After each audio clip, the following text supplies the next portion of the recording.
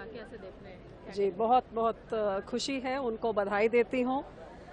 Olympic का medal जीतना हर एक स्पोर्ट्स पर्सन का अल्टीमेट ड्रीम होता है कि सारे विश्व में आप सबसे आपकी नाम होए, और इन्होंने देश का नाम भी रोशन किया और अपने राज्य का और सारे हिंदुस्तानियों की तरफ से बहुत बहुत बधाई हुई। मैम, वक्फ अमेंडमेंट बिल जो इंट्रोड्यूस हुआ उसको लेकर आपकी पार्टी का क्या स्टैंड है, आपका क्या कहना है इस पूरे मामले में? देखिए, मैंने तो इन बिल के इंट्रोडक्शन से पहले ही क्लियर कर दिया था, लेकिन ये सरकार अपनी पोलराइजेशन की राजनीति से बाज नहीं आती। किसी भी माइनॉरिटी को ये अमन शांति और चैन से जीना नहीं देना चाहती।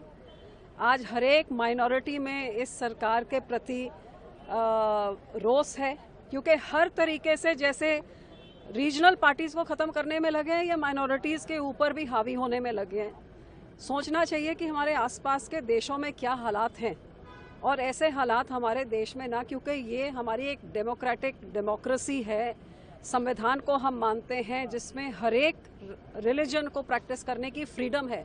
अब क्या ज़रूरत है आपको कि किसी भी माइनॉरिटी के रिलीजन, धार्मिक चीज़ों में और धार्मिक स्थानों में और धार्मिक संस्थाओं में आपको इंटरफेयर करने का क्या मतलब है? जो सरकार में ना कोई एक मुस्लिम एमपी है, ना कोई एमएलए है, और उनकी मुस्लिम्स की प्रति क्या इनकी राजनीति रहती है। आज उनको मुस्लिम लेडीज़ का इतना चिंता है कि एक बिल लेके आ रहे हैं, ये सब समझ रहे हैं और इन चीज़ों से बाज हो, क्योंकि हम सिख कौम ऑलरेडी इन दोनों बड़ी पार्टियों का शिकार का बन चुके हैं। जहां हमारी जो इलेक्टेड बॉडी एसजीपीसी जो हमारे गुरुद्वारों की सेवा संभाल करती है, वो एक एक्ट ऑफ पार्लियामेंट से यहाँ से चुन के सिख उनको वोट, हमारी मिनी पार्लियामेंट है और वो हमारी धार्मिक संस्था चलाती है।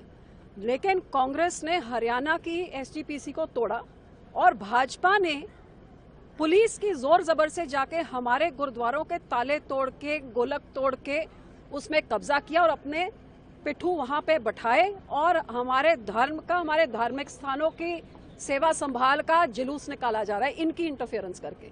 सो मैं सख्त शब्दों में निंदा करती हूँ, और ये माइनॉरिटीज के ऊपर जोर जबर से ऐसी चीजें, उनके धार्मिक संस्थाओं के साथ खेलवाड़ करने की हर बारी कोशिश होती है। पोलराइजेशन की राजनीति, वोट बैंक की राजनीति बहुत दुखद है और मैं इसकी निंदा करती हूँ। एक और सवाल, मनीष सिसोदिया जी को आज बेल मिला है, कुछ कहेंगे इस पर? बेल मिला है, उनको कोई क्लीन चिट तो नहीं मिली। बिल्कुल भ्रष्ट सरकार, भ्रष्ट पार्टी इससे बड़ी हो नहीं सकती, जिसका मुख्यमंत्री जेल में है, जिसके अनेकों मंत्री जेल में हैं।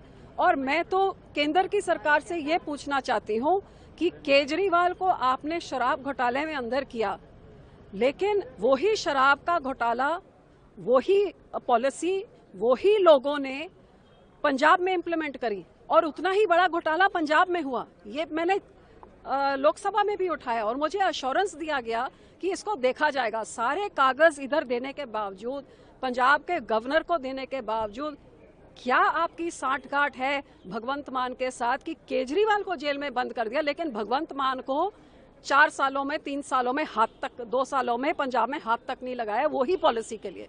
सो ये सरकार की पिक एंड चूज जो ये पॉलिसी है लोगों को टारगेट करने की, ये लोगों के सामने और